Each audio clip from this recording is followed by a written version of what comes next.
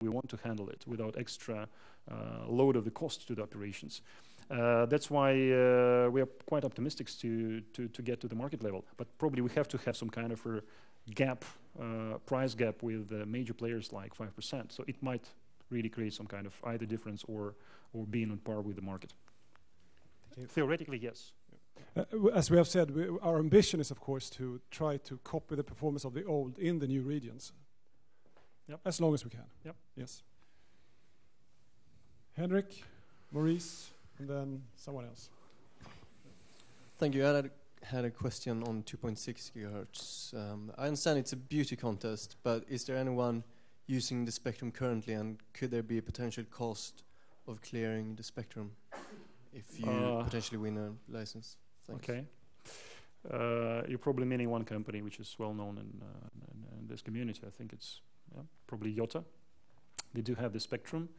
Well, we can. I don't want to make any speculation, but I think so far there is no solid business case behind LTE as a standalone business. Yeah, so the company should really kind of find out the way how to really handle those licenses, how to really carry on the business till at least 2017, since the business will become kind of profitable. What's the agenda of this company? We don't know. So it's going to be known maybe in 1 or 2 years. Maybe this company is going to be for sale as well, or spectrum will be freed up and also given for the market. So that's an also opportunity for us. Maurice, Barcap. Yes, Morris from Barcap. Sorry if I didn't quite understand, but so regarding your spectrum position, the view is that you have what you have, you use it for 2G, you hope you can migrate that for 2G and 4G, right. And if more comes available, then you'll get it if it comes available. That's. Yep. And how long can you? Let's assume you stay with what you have. So the frequencies that you highlighted. How long will keep you going for? I mean, do you feel a burning need for more spectrum, or is that more than enough to keep you going for a number of years? Just so we can understand a bit more about how you're thinking about spectrum allocations. If I may, I could address it to our colleagues actually, and Joachim could answer you in a more professional way. Since I was in India, I know that you can do a lot with much less. So the spectrum actually with 15 megahertz, starting at 50 megahertz, this is plenty. You can have 5 megahertz in LTE, and still 10 will be enough for GSM. Just to refer to Bharti, in Delhi, where they had 3 or 4 million customers, 10 megahertz of spectrum, GSM, and very good service. So it's more a question of how you build your networks. So my opinion is we have time to see what's happening in the market and grab the best opportunity and not jumping on the first bandwagon coming along. What's the plan B if you can't use your existing spectrum for 4G? So, there is plenty of plans and plenty of variants of development. So first of all, as I said, and as we know here, so 2.6 is going to be also redistributed in the market. So we're going to participate, to take all the necessary actions in order to participate in this beauty contest or whatever, or tenders. That is one thing. And imagine the worst scenario. I think we will not get either 2.6 or we will not get tech neutrality, which is very questionable today after a regulator has announced that it's going to be done. I mean, even Kazakhstan has it. So then it's another, let's say, 3 to 5 years of very good journey for the company anyhow. So I think in as-is scenario, we tend to grow for another 3 years, utilizing the what we have today, which is GSM and 1800, which is pretty good spectrum. Another opportunities, of course, and that's what we could discuss endlessly, is another form of the cooperations with other players. It's like MVNO, and they are getting more and more ready to have the discussions. And talking about Moscow and the rest of the world, so we even can expand our operations in the future. Yes, I guess that it's hard to answer though, but rest assured we think about almost all angles to this very good market for us. Lena Österberg, Carnegie. I think Jonathan is the one.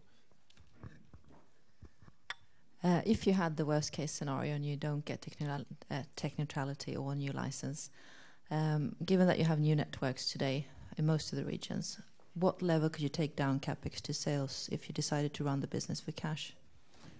Well, significantly, because yeah, well, I have to say if you were, of course, I don't give you the numbers. I think it's going to be very well, so to say, managed in a way that we will not need any kind of capex for rollouts in 1.5 years. And already today, so actually, as I said, we spent almost 50-50 in rollout as well as in capacity. So we have to really maintain capacity. Well, I think twice at least every coming year. That's the savings in the capex. Was that good enough, or? I need a number.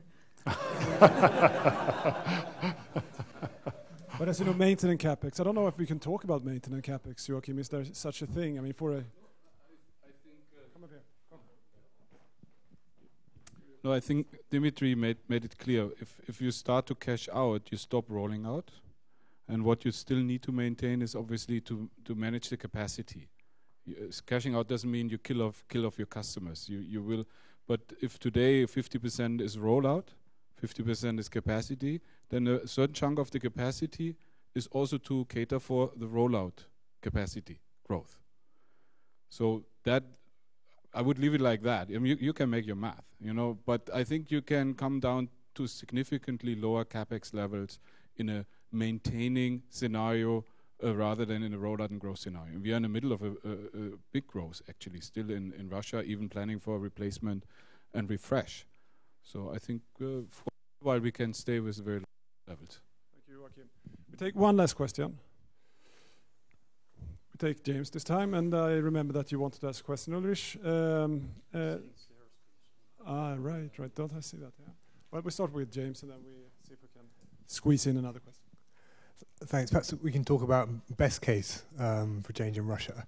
If you were to get your hands on a TDD license, would your preference be just a regional license, or if you could get a nationwide license, would that be interesting to you? Would you want to roll out in a whole lot more regions? Depends on many terms. If we'll realize that we can, according to the terms of the license, we can take the national and start building network only in the regions of presence. Of course, we will, and then after a couple of years, we will just roll out in regions where we don't present. So I think we will go for national, of course. So, but it has to be some business case behind. So we cannot really say, well, let's take everything, pay huge money, and start making losses.